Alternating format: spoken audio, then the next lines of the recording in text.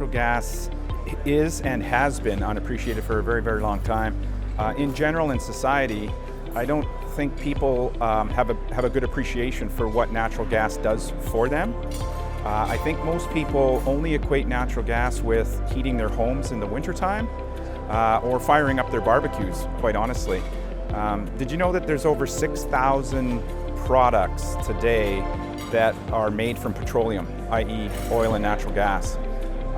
There's products, everyday products that we use, cosmetics, medicine, sports equipment, home furnishings, the clothes that we wear, our cell phones, all come from plastic. And most people don't realize that. I think in general, society has done lately a good job of advocating for our, I guess you'd say for our industry, oil and gas industry, but there's a lot more we can do. And I do think that we need the support of our governments, both provincially and federally, in order to help us with this advocacy issue.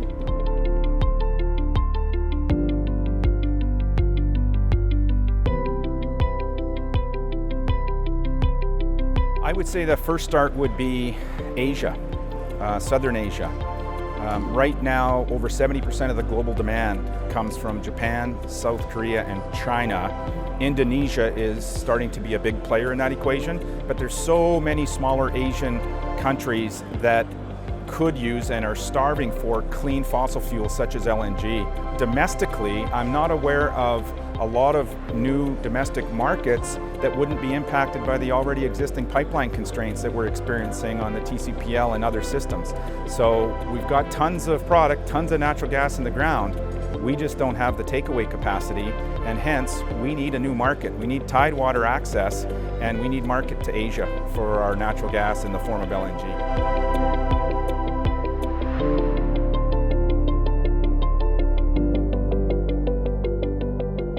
Right now it's a tough time for most natural gas producers. Birchcliff is in a fortunate position. We have a very strong balance sheet because of our gas marketing diversification. We are a low-cost producer and we have a very strong balance sheet. But unfortunately, there's many other smaller producers out there that are going to have a tough time in the next few years until LNG can be part of the equation.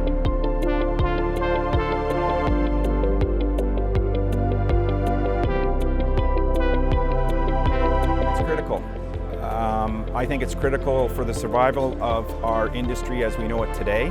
I honestly don't think there's going to be the same number of E&P or oil and gas companies in existence in the next 4 or 5 years until LNG becomes available, LNG projects become on stream. I think that it is a game changer. I think if we don't get an LNG, our industry may not survive. I think there's a 10% rig utilization rate right now in Western Canada for drilling rigs.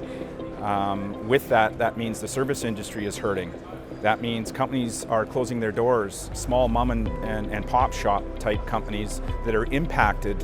It's a domino effect. If oil and gas does not do well, there are so many other people that are affected by that, the success of our industry.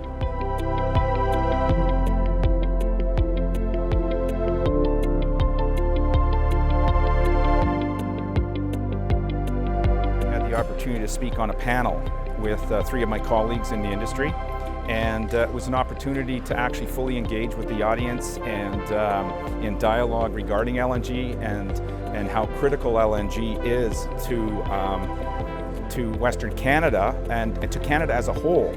And it was good to hear the audience and come up afterwards and ask additional questions. They're engaged and they want to be part of the solution. So I think events like this are very important. Also on the exhibition side of things, there's a lot of other vendors and suppliers that until you come to this event, you're not even aware they exist, nor are you aware as to what they actually manufacture or sell or how they fit into the LNG part of the business.